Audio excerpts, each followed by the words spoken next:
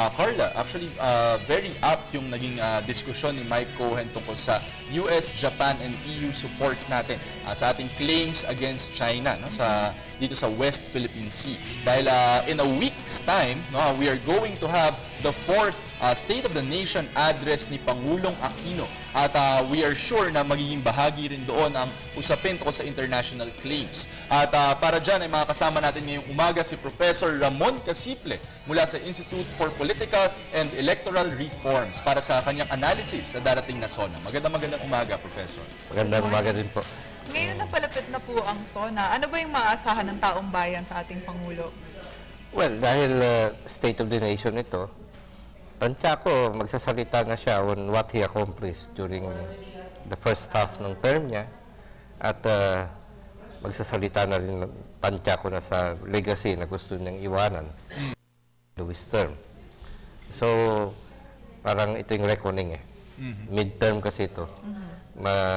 Meron tayong tansya kung maririnig kung ano yung judgment niya mismo sa sarili niya. Kung may nagagawa ba siya, wala. Actually, yung nasabi nyo nga, Professor Casiple, no? This is the midterm SONA. No? So we are expecting, can we expect rather, Professor Casiple, na dito sa SONA niya na ito, mas mag-focus na talaga doon sa kanyang programa para sa gobyerno in the next 3 years or in the second half of his term? I would say, ganun nga. Kasi, tapos na yung mga promisa eh. That was the first SONA. No? Anong balak niyang gawin, ano yung mga problema ng bansa na iniwan ng dating administrasyon. Ito, wala na siya pwedeng sisihin, kundi sarili niya. Tapos dahil patapos, patungo siya sa katapusan ng term niya, pag hindi pa siya magsalita dito kung ano talagang balak niyang gawin, mahirap intindihin kung ano yung legacy na iiwanan niya sa bayan. Pero Professor, kakapasa lang din ng reproductive health law, ng syntax law, K-12 law as well. And we are also looking at the success of the GRP-MILF agreement. Don't you think these are legacies enough, Professor Casiple? Well, definitely. These are part of the legacies na posibleng ma-mention sa SONA. But then, ako ang hinahanap ko pa dito, yung in relation to sa pinromisa niya during nung campaign ng 2010 elections at saka yung inaugural speech niya na may masinabi siyang mga vision sa pagpapatibay ng demokrasya natin. May specific siyang dalawang major na balak niya gawin sa anti-corruption campaign at saka sa anti-poverty na kampanya. Ito, ang tingin ko, maobliga siyang talakayin dito sa zonang ito. At tingnan, ipakita sa bansa kung may nagawa na siya o hindi. Kasi more than doon sa mga specific na batas na sinasabi ko, ay accomplishment din yun ng Congress eh. Hindi kanya sarili yun lang. Yung promises na itong dapat niyang ipakita sa bayan na na-fulfill niya. O may malaki siyang nagawa. Pero ngayon, yung mga surveys nga, medyo mataas pa rin ang popularity at tiwala ng mga tao sa ating Pangulo. So ano ba yung mga factors na makaka-affect siguro sa kanyang popularity? Well, ang perception talaga ng mga tao, merong political will yung presidente. Ito yung usapin halimbawa ng mga big fish na pinahuli niya, na-impeach niya, kinasuhan niya. Ito, hindi mo, kumbaga, it brings a bell sa mga tao. Lalo na yung sabi niya, kayong boss. Pero ito kasi, kumbaga sa boxing parang round 1 lang yan round 2. Nandun na tayo sa round 6, isang 12-round bout. Pero yung knockout o yung decisive na panalo, wala pa. Ito yung hinihintay. Nandun sa expectasyon, tingin ko panalo na siya doon mataas talaga yung hope ng mga tao na may magawa talaga siya.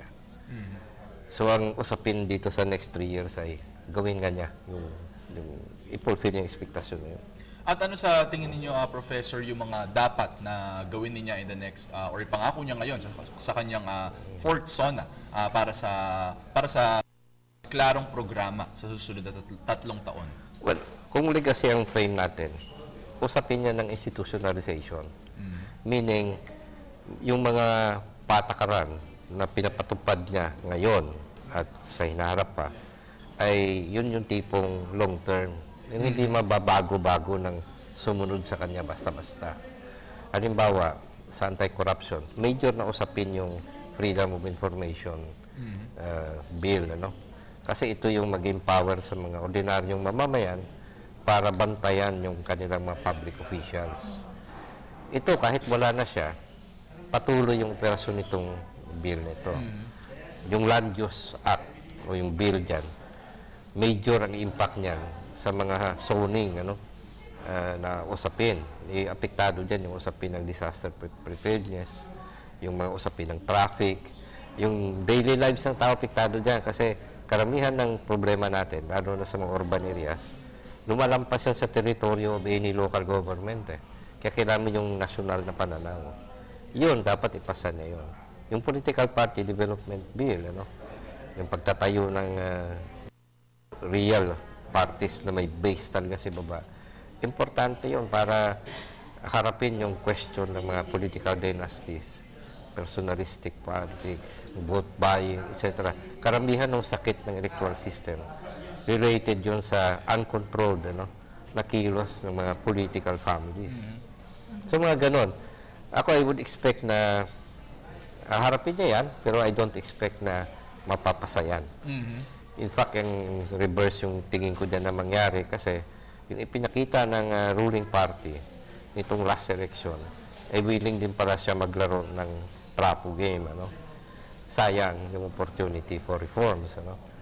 Sa 2016, I would assume na kung ano yung behavior nila before, makikipag-negotiate with dynasties, clans, families, etc. Itutuloy nila yon. That would be tawag dito, anti-legacy. Counterproductive. Pero Professor, isa ring usapan ngayon yung pag-improve ng ating economy. What do you think about the sustainability of this in the coming 3 years ng term ng ating Pangulo? Well, ang success, makita naman natin lahat sa macro level. Yung tuloy-tuloy na mataas na gross domestic and national products, ano? Yung upgrade sa mga ratings, yung talagang matindi na pag-akyat ng stock market. But these macroeconomic successes, hindi pa nadadala o nararamdaman sa baba. So malaking question yon.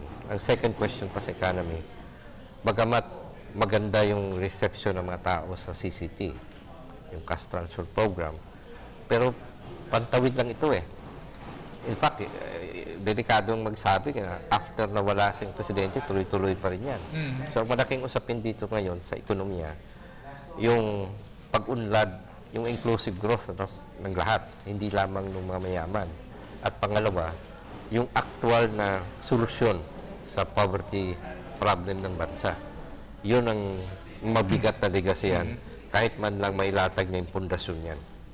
Actually, Professor, gusto ko lang medyo balikan ng kaunti rin yung political reforms na banggit niyo kanina. You mentioned itong National Land Use Act. I think medyo matagal na rin to sa Kongreso, pero siguro yung lobbying din ng iba't ibang grupo. Pero itong FOI, Professor, I think as far as I remember, isa nga to sa mga pinangako noong Pangulo when he ran in 2010. But I think with the direction now of Malacanang, mukhang hindi ito priority na legislation. Do you think, Professor, honestly speaking, mukha bang meron pang pag-asa ang FOI law ngayon sa Kongreso? And it was filed as People's Initiative lately. Well, ang problema mo, whether filed ito ng isang congressman or senator or filed ng people through a People's Initiative, Kongreso pa rin na mag-decide. And we have a Congress today na largely influenced to a great extent ng Presidente. In fact, pwede natin sabihin yung ipasok yung term na supermajority. In both houses, more than 2/3 ang nasa ruling coalition. Ibig sabihin, kung gusto naman talaga ng Presidente magpasa ng anumang bill, kaya yan ngayon. Kaya yung problem with FOI is that kung ayaw talaga, kahit anumang paraan pag-file mo, may problema yun. Pero Professor, ano po kaya yung masasabi ng ating Pangulo tungkol sa issue natin naman with China, yung mga territorial disputes ng ating bansa? Well, maliwanag naman sa tingin ko. I think, pwede sabihin, dual policy ginagawa niya.